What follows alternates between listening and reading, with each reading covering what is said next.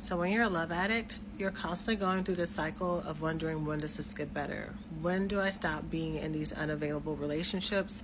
When can I just not only trust myself but trust other people? When do I get to stop having to go into these periods of isolation, trying to convince myself that I don't really want or need people, and not just romantic partnerships, the heartbreak that comes with friends, depending on family, all that, right? And again, just wondering, when does it get better? So I've been talking about this for over 10 years now, healing from love addiction through my own healing process, and also helping thousands of women at this point go through their own healing process through my programs, through my podcasts, and what have you. And I've noticed that every love addict goes through 5 stages of healing to go from being very deep into their love addiction, constantly in abusive relationships or just unavailable relationships, deep low sense of self-worth, distracting herself, being avoidant, to going to being a healed and loved woman. So the woman who is deeply connected to herself is able to connect to other people, able to receive love. She has better relationships. The sun shines brighter, right? She's just more connected to her joy, her embodiment, her sensuality, and everything that makes her her. So in this week's podcast episode of Black Girls Heal, I talk about it, but I'm going to give you 2 of those stages right now.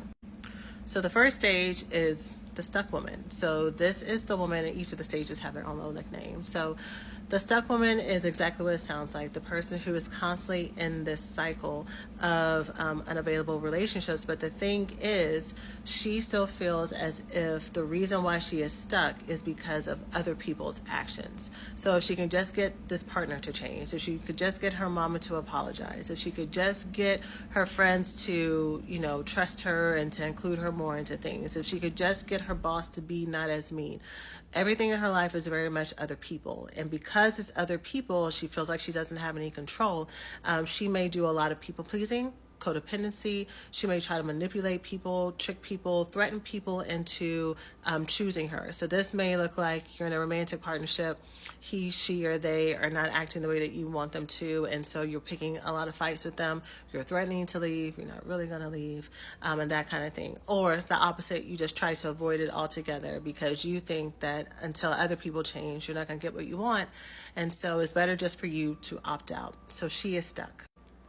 Stage 2, the awakened woman realizes that she does have a little bit of ownership and power, that is not everyone else that she has to wait on, that she can start to advocate for herself. And so what's really beautiful about her is, she still might actually be connected to some of these unavailable relationships, but she's speaking up for herself now. She's saying, I don't like this. And it's not just this veiled, empty threat that she's going to leave. She's serious. She's serious about putting down boundaries and making these requests. And so she gets to be a little bit more closer to her empowerment. She gets to feel what that feels like so that she can use that to catapult her into doing the rest of the stages. The beautiful thing about this healing process is that feeling at first where you think that there's no way out of this and this is how it's always going to be, I'm always going to have to settle for less, I'm going to either have to deal with what's given to me or just not deal with anything at all. I may always have these really negative feelings about myself. It may be really hard for me to step into my power and my confidence. All of those feelings that there's no way out, that's not true. There's absolutely a way out.